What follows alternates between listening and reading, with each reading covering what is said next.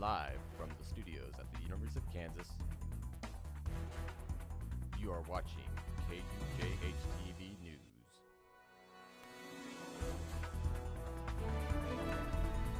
A shakeup in leadership on the KU campus sparks the search for a new head coach. We'll tell you what led to David Beatty's departure.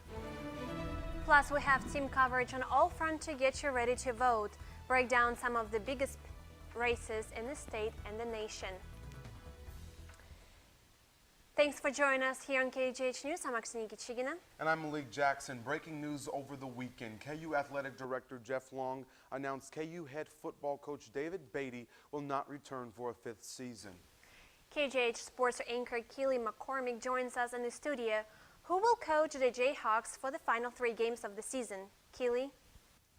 Malik, Aksinia, Long also announced Beatty will finish the season and coach the final 3 games.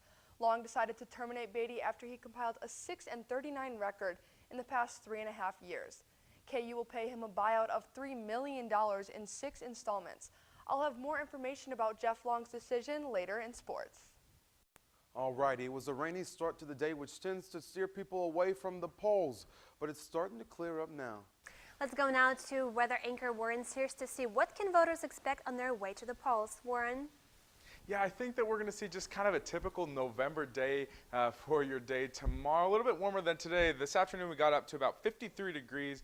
We're seeing mostly cloudy skies. It is a bit chilly out there all in all, but a fairly nice day. So we do have some southern severe weather actually going on down in southern portions of the country and down in the southeast, northern Mississippi, Tennessee. You're getting on some action this evening.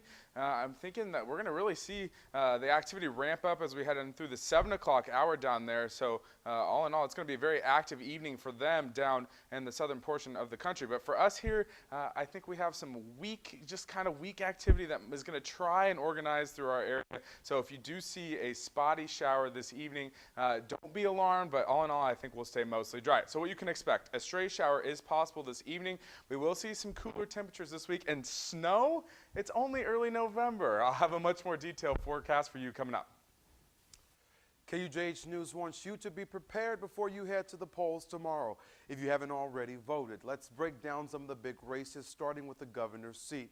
This includes Republican candidate Chris Kobach, Democratic candidate Laura Kelly, and Independent candidate Greg Orman.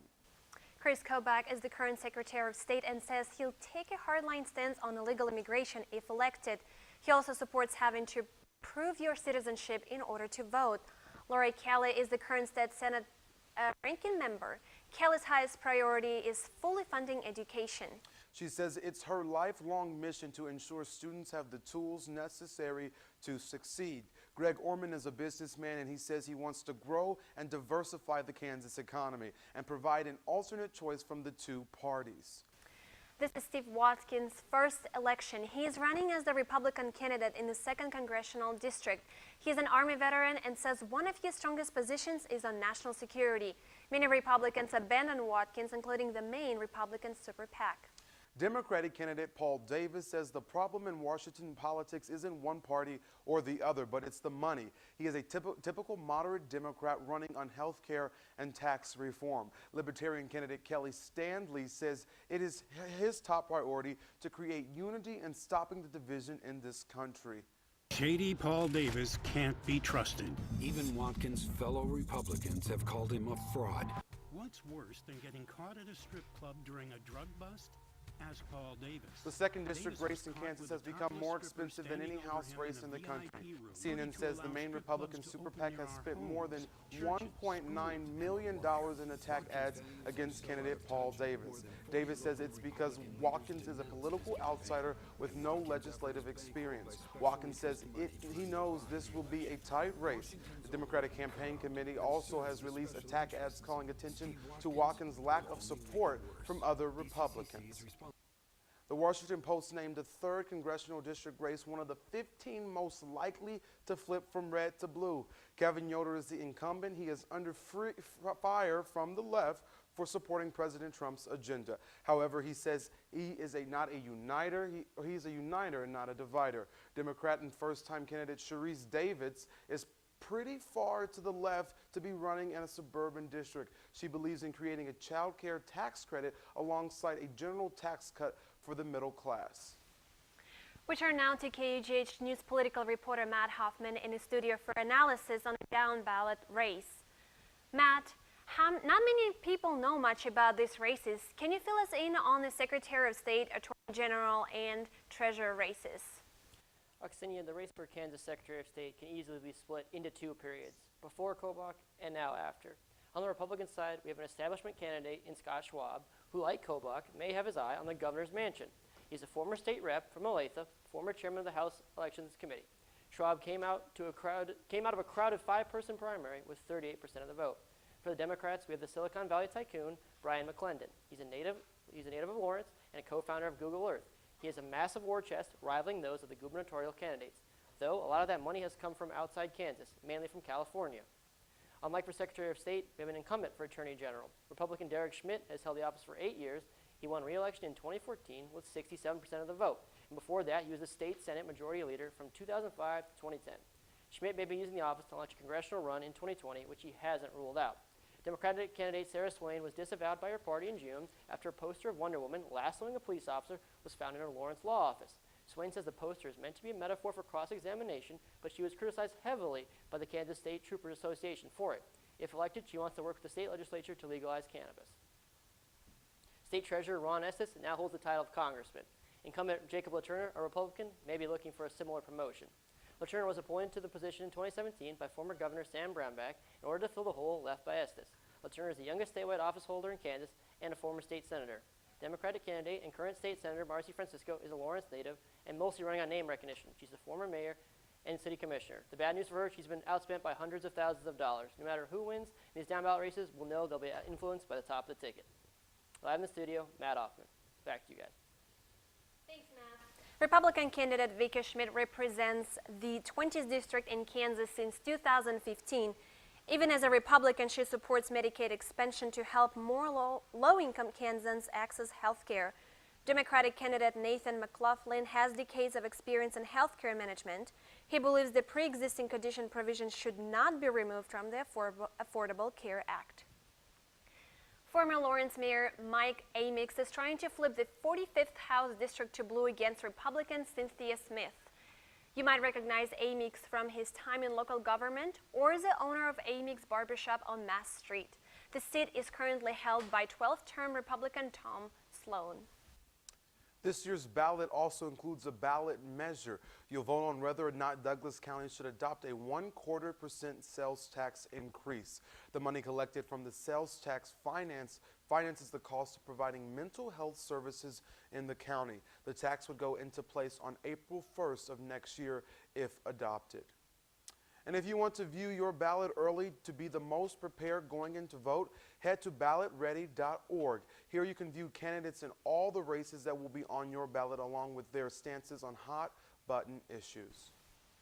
You can watch our live election coverage tomorrow on the University Daily Kansas Twitter and website. Two of our KUJH News reporters will have live results from the Douglas County Courthouse every hour starting at 7.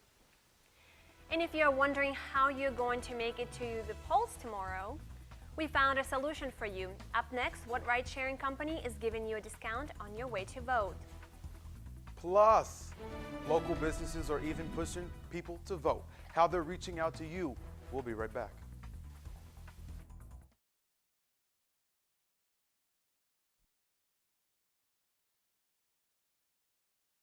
Jacob has an autism spectrum disorder. He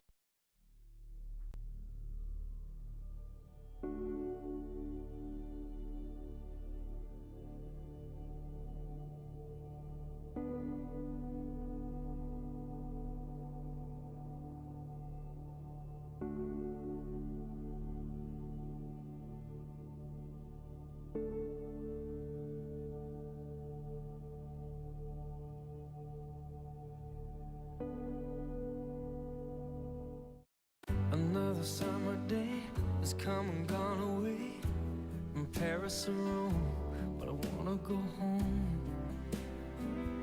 Oh, I miss you, you know. Let me go home.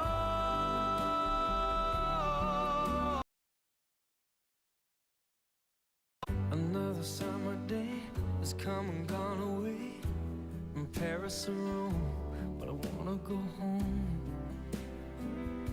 Oh, I miss you. You've registered to vote, you researched the candidates, and now all you want to do is cast your ballot and wear that oval "I voted" sticker with pride.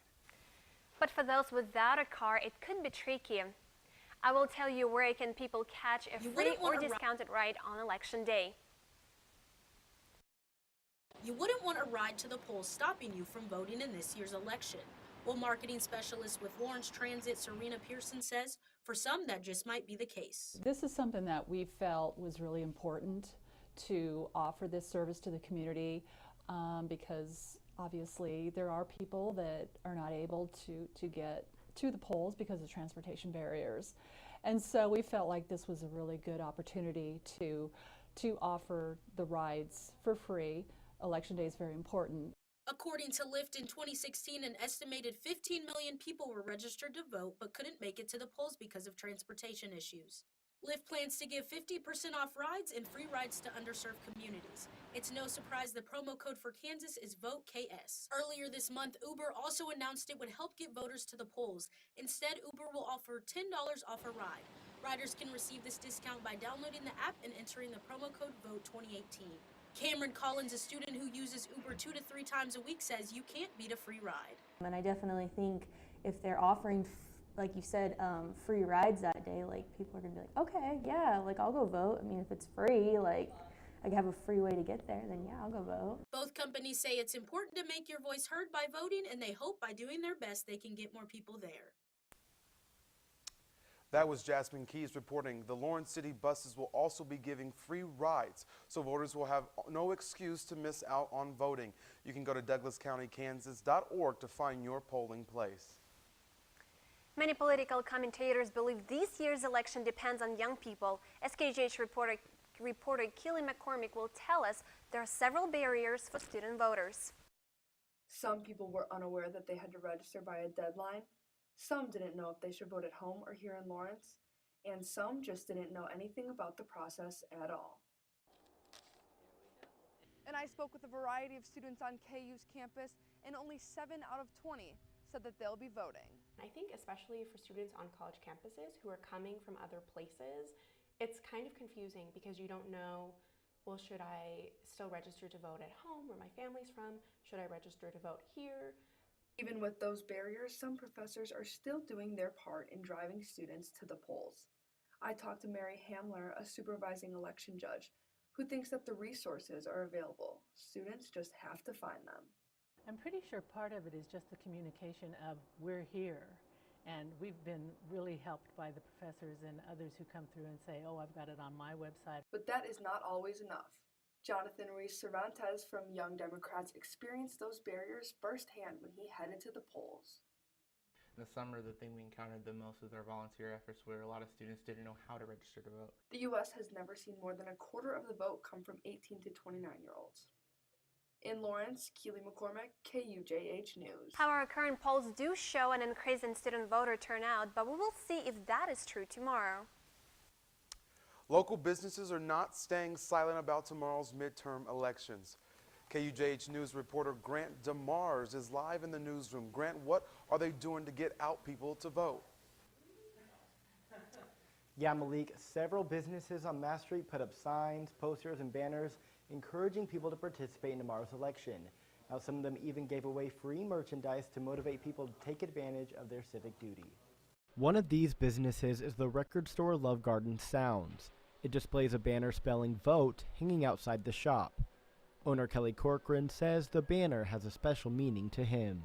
It was unnerved by elements of voter suppression that really sort of became a single issue that I focused on. Regardless of his customers' political views, he says anyone eligible should exercise the right to vote.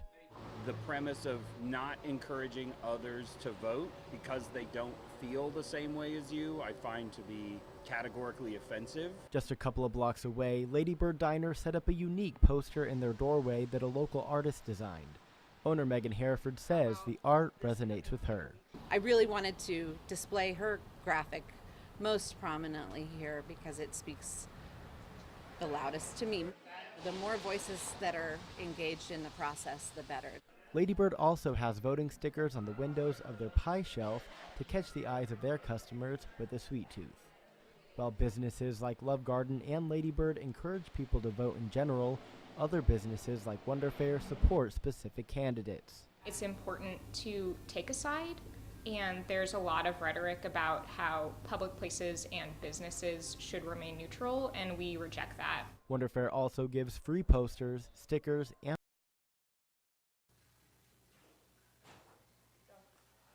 regardless of what side of the political spectrum you're on, all these businesses agree that your vote matters and encourage you to get out and participate in tomorrow's election. Live in the newsroom, Grant Demars, KUJH News. Those businesses will keep encouraging customers to vote until voting has closed. Still to come on KUJH News, Democrats hope for a blue wave. You want to look at a real wave just like you look at the third. 2 hour local races could swing the power. Up next here, how many seats are vulnerable for both sides? Plus, we take a look at key races across the nation. Coming up, what potentially historic races are taking place. We'll be right back.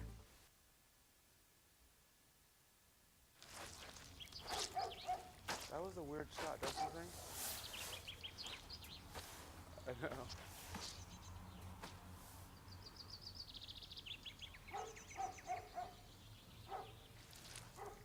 No, because for the camera too, I didn't know if we were actually going to be on camera. Hi. Hi. Patience. Pass it on. A message from the Foundation for a Better Life. Jessica, we need to leave right now. I need to get something. Dance recitals are so boring. There's a me no one knows. Waiting to be set So, free. what's the empty suitcase for? The grand prize trophy. Duh. Confidence. Pass it on. I was born to be somebody.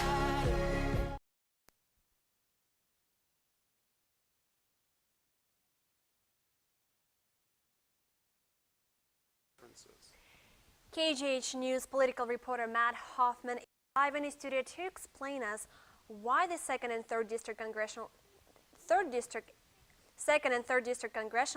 are so crucial. Matt. Malik, Aksenia, we don't know which party will control the U.S. House of Representatives next session, but we do know that the Kansas 2nd and 3rd congressional districts will play a huge role. We're a long way from the coast, but a blue wave may be coming to deep red Kansas. KU Professor Burdett Loomis says if it can happen here, it can happen everywhere. Paul Davis wins the 2nd district, Democrats will win the House. I mean, they could win the House without him, but if he wins, that's two red state districts that would have flipped if you assume that Yoder would lose. The other race he's talking about is the Kansas 3rd district. According to the New York Times, Democrat Sharice Davids leads Republican incumbent Kevin Yoder by 10 points. Even Steve Bannon says it's gone for the Republican. What's fascinating is not so much the generic ballot, which is about 9% Democratic right now, but you see some races that you simply can't believe they're competitive. Davids is the epitome of the blue wave. If elected, she'd be the first Native American congresswoman and the first lesbian elected from Kansas. As good as Democrats' chances are in the House, they're pretty bleak in the Senate. Polling indicates the Republicans are likely to retain control of the Senate and maybe even gain some seats. A divided Congress traditionally means cooperation with the president or total gridlock. We'll know the answers soon enough. Here's the problem for Republicans. Democrats only have 2 vulnerable seats, meaning seats currently held by Democrats that Trump won in 2016. On the other hand, the Democrats have 15 likely pickup seats held by Republicans where Hillary Clinton won in 2016. Democrats need to pick up 23 to take control of the House. The Cook Political Report rates 30 seats as highly competitive. Aksenia? States around the nation are seeing a record turnout of early voters, and on the last day of early voting in Douglas County, the lines are long.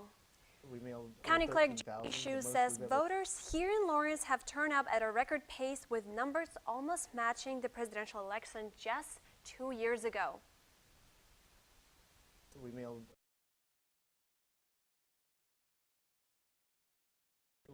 over 13,000. The most we've ever mailed was 7,900.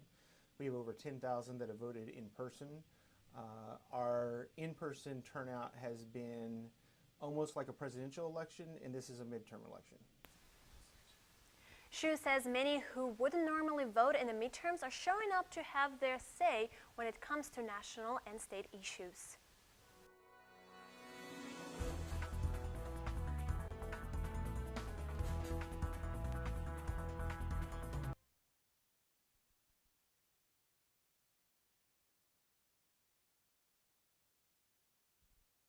A hack, and Democrats are calling it a stunt to get votes. Republican candidate Brian Kemp is accusing the state Democratic Party of hacking the election. He has not provided any evidence in making this claim. Kemp is neck and neck with his Democratic opponent, Stacey Abrams, with the polls opening tomorrow morning. Abrams says this investigation into her party is a witch hunt. Florida may elect its first African-American governor tomorrow. Democratic candidate Andrew Gillum is leading in the polls against Republican candidate Ron DeSantis, and the largest margin of error is 7 percentage points. Florida has not had a Democratic governor since 1994. Race is a key component after DeSantis said the last thing that Floridians should do is, quote, monkey this up by electing Gillum. Primary voters for this race broke records with 3.1 million casting votes. We may see close numbers tomorrow night if the voter turnout is the same as it was for the primary. In Texas, the race for the Senate could shift that seat from red to blue. Republicans have held the Senate in Texas for 24 years, but the race between Republican Ted Cruz and Democrat Beto O'Rourke could break that streak. O'Rourke is taking aggressive approaches in his campaign by campaigning through every county in the state more than once. On the Republican side,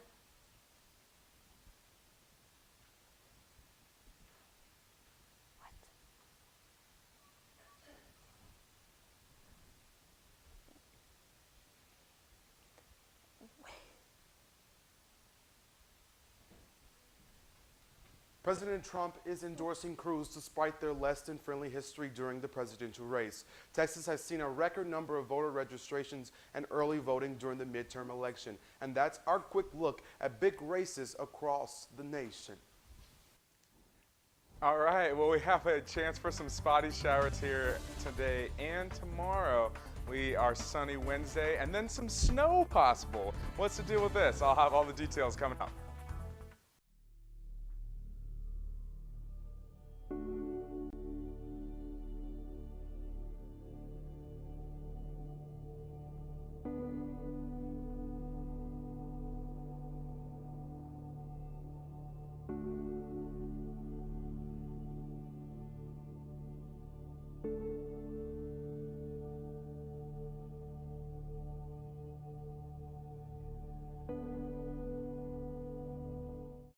Another summer day has come and gone away from Paris or Rome, but I wanna go home.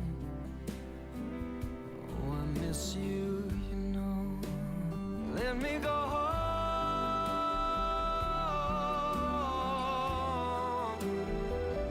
It'll all be alright. I'll be home tonight. I'm coming back home.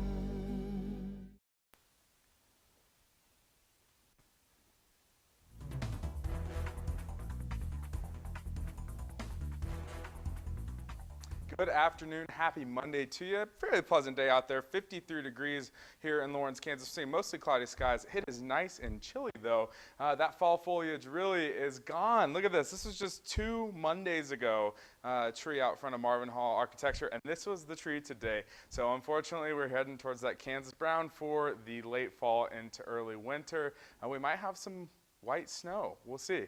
For your evening planner today, 51 degrees at 6 o'clock, dropping into the upper 30s for your nighttime low tonight. We won't see anything in the form of cloud coverage tonight, but we do see increasing clouds again for your day on Tuesday. We have a slight chance for some PM showers. I'm keeping it about a 30% chance, not going to ruin your whole day, but if you're heading out to vote, just make sure that you know that you could see a spotty shower right here. Just some very weak organized activity. I really don't think we'll see much, but just keep in mind you might see a spotty shower tomorrow. So we have a chance for some wintry mix. Look at this. Thursday morning, we can see temperatures in the low 30s around the area, and then you have some snow trying to make its way from western Kansas on into our area. So look at this. Thursday afternoon, we're kind of right on that borderline there between the snow and rain mix. So if you do see some snowflakes on Thursday, do not be surprised, because I do think it is definitely possible. This weekend for the Sunflower Showdown, looking a little 7 afternoon high. It's kind of an average week. We have a couple chances for some precipitation, that 50% chance for a wintry mix Thursday, and then we kind of stay in the mid-40s for the weekend and low 30s for early next week. Thanks, Warren. Wow, snow. I don't know if I'm ready for that. Coming up later in the show, we'll talk more details on Jeff Long's decision regarding Beatty's coaching career. Plus, the women's basketball team is off to a great start, so stay tuned.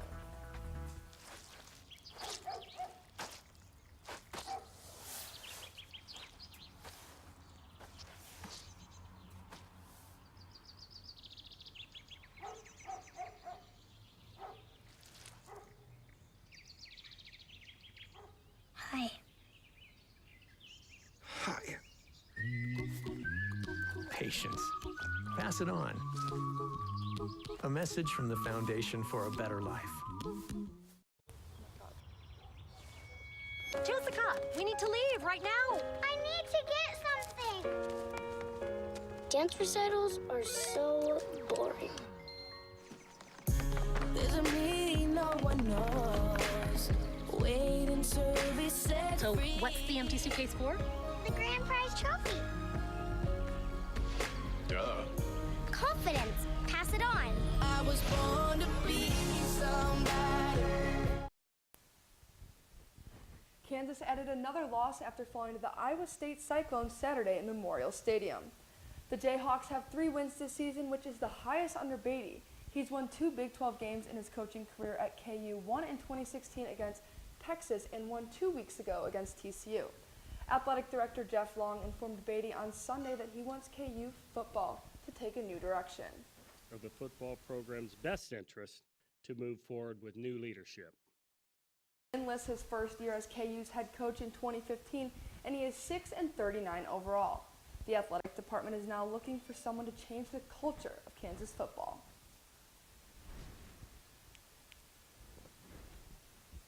We are going to find a proven leader, a tenacious recruiter, and a developer of young men on and off the field. As I have routinely said, we will break the cycle. The Jayhawks will travel to Manhattan, Kansas this weekend for the annual Sunflower Showdown. Game time is set for 11 a.m. And it's KU's fan favorite time of the year. No, not Christmas, but basketball season. Kansas begins its 121st season tomorrow in the 8th annual State Farm Champions Classic against 10th-ranked Michigan State. The game will take place in Indianapolis and will be broadcast on ESPN.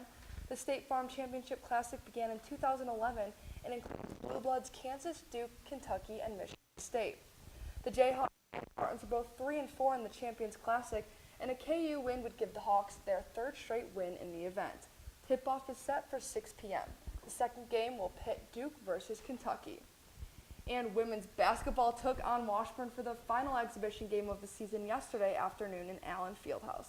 Freshman Brooklyn Mitchell and Anaya Thomas led the Hawks in points. Mitchell 19 and Thomas with 14 points, plus both shot over 60%. 13 Jayhawks scored in the 87-43 win over Washburn. Kansas will be back in Allen Fieldhouse on Wednesday to take on UMKC at 7 p.m.